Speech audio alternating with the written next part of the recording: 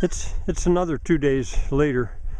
Only 6 of my pigs came over. Molly didn't know about it, so she stayed on the other side. But anyway, you can see it's already beginning to look almost like one pasture. And they've had access to that for maybe 4 days. And why I'm here, and still they're leaving that alone down there. I mentioned that I think it was paved. Well, I don't mean paved with asphalt. I mean paved somehow with stones, because there must have been so much vehicular activity and horses and stuff right in that area, because they were bringing iron ore from mines up there, sort of where the pines kind of start. A real big area there. A real big area right there. Right where I'm standing seems to have been a mine face of sorts. As soon as possible, I'm going to move them on to the next section. I'm in kind of a hurry for that, because when the ground freezes really hard, they're not going to be able to root. They'll still be able to eat at what they rooted up. So I'm going to take a little bit of a walk along that fence, because I want to show you some things about that area that they're going to reveal. Don't forget they are archaeologists, so I'll be down in there. So there's Molly. She caught on to what was going on. I'm going to have to go back down and let her across.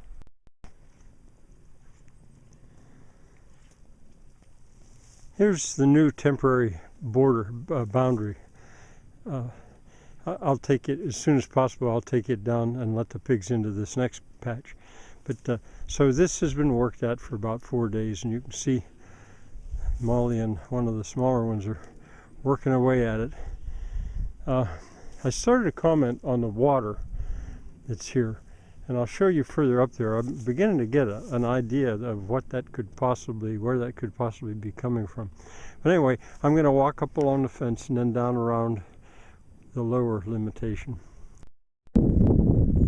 All right, my suspicion about this water that's in the ditch, that I am not introducing at the moment, I certainly can from up there in the woods, it is that there's a spring here somewhere. There must be, actually, but that it may have been developed, because these miners, they had to have their drinking water from somewhere, and I seriously doubt they were drinking out of the creek.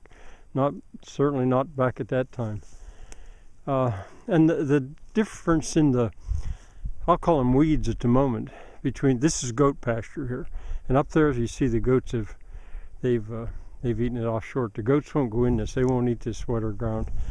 And it is going to lead me, I think, eventually to a source of this water. And I may be able to find that it's been developed, because I suspect that there was a dwelling right up in there. I'll be showing you that very shortly. Okay, why do I think there was a dwelling here? Well, for a long time now, I've known about this pile of stones. It's an anomaly. I don't know why it's there.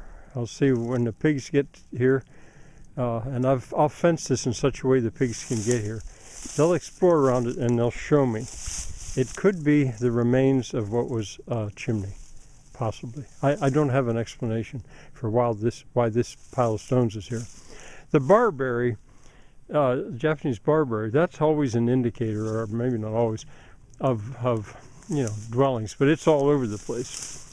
That, I think it's a dead walnut, is part of this mystery right here. And another big item is that maple, and the age of that maple. It matches the age of quite a few other maples of that same kind. I think it's a sugar maple, and they were planted purposely along certain rows, almost as a way to beautify the ravaging that was being done here. This whole area has a whole different feel to it. It doesn't look like it was decimated like the area further down below. But then right up there is where extensive mining went on. But this right in here is like an oasis of, I don't know, something different, civilization, maybe suggestion that there was even a garden here maybe once, or an orchard. I don't know, you know. I'm sure I'll be able to get a lot better idea after the pigs have been in here.